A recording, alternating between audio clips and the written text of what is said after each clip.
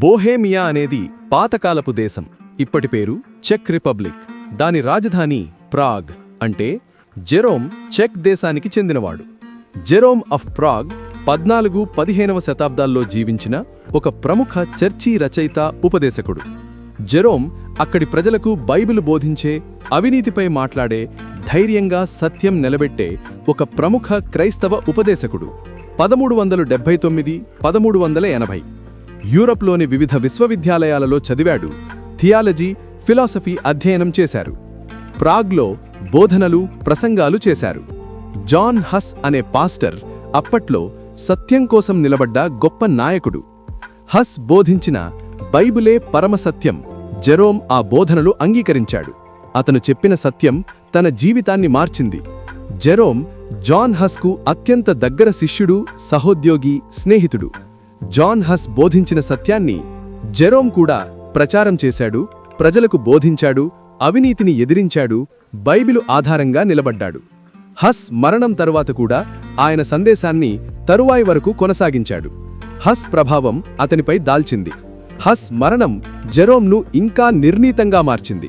అందుకే చరిత్రలో ఇలా అంటారు: జాన్ హస్కు తర్వాత నిలబడ్డ గొప్ప క్రైస్తవ సాక్షి జెరోమ్ ఆఫ్ ప్రాగ్. అతని ఉపదేశం చర్చి అవినీతి, ఇండల్జెన్సెస్పై తీవ్ర విమర్శలతో కూడి ఉండేది. బైబిలు ద్వారా నిజాన్ని ప్రచారం చేసే ఆరుద్రుడిగా కనిపించాడు. ప్రజలకు సింపుల్ భాషలో బోధించేందుకు ప్రయత్నించాడు. సాంప్రదాయాలు కాదు, స్వతంత్రంగా బైబిలు ఆధారంగా బోధన చేసేవాడు. పద్ధతులలో ఉన్న అవినీతి, పాపమోచనలు, ఇండల్జెన్స్లు ఖండించాడు. పాదరీయుల స్వార్థం, ఐరాచారిక పద్ధతులు అంటూ బహిర్గతంగా అన్నాడు. హస్పై కౌన్సిల్ ఆఫ్ కాన్స్టెన్స్ నిర్ణయం వచ్చాక జెరోంపై ముక్కు గుర్తింపు తేల్చారు.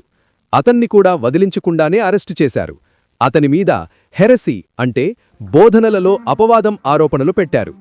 ట్రయల్లో కొందరు నిర్వాహకులు అతని బోధనలను తప్పుగా భావించారు. అతనే తన నిజమైన నమ్మకాన్ని జిలుగ్గా ప్రకటించాడు.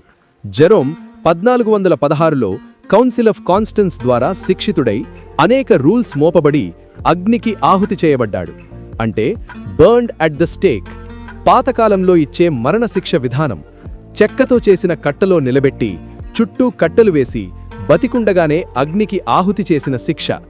జెరోమ్ తన క్రైస్తవ విశ్వాసంలో స్థిరంగా నిలిచి చివరి క్షణాల్లో కూడా శాంతిగా మోటరించాడు.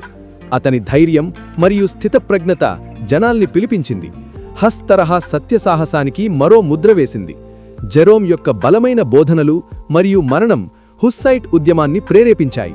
అతని సాహసమే తరువాత శతాబ్దాలలో వచ్చిన రెఫర్మేషన్కు ఒక పూర్వసూత్రాన్ని అందించింది. జెరోమ్ గారి జీవితం సత్యానికి అంకితం చేసిన హతసాక్షుల గొప్ప ఉదాహరణగా నిలిచింది. బైబిలు సంబంధిత పాఠాలు. అపోస్తుల కార్యములు 7:60. స్టెఫన్ ప్రార్థన: ప్రభువా, వారిమీద ఈ పాపము మోపకుమని గొప్ప శబ్దముతో పలికెను. మత్తయి 10:28. ఆత్మను చంపనేరక దేహమునే చంపువారికి భయపడకుడి. జెరోమ్ యొక్క ధైర్యానికి ఆధారం. 1 కొరింథీలు 1:27. లోకములో బలహీనులైన వారిని దేవుడు ఏర్పరుచుకుని ఉన్నాడు. జెరోమ్ లాంటి సాధారణ మనుషులు దేవుని మనోహర మాధ్యమాలుగా నిలిచారు.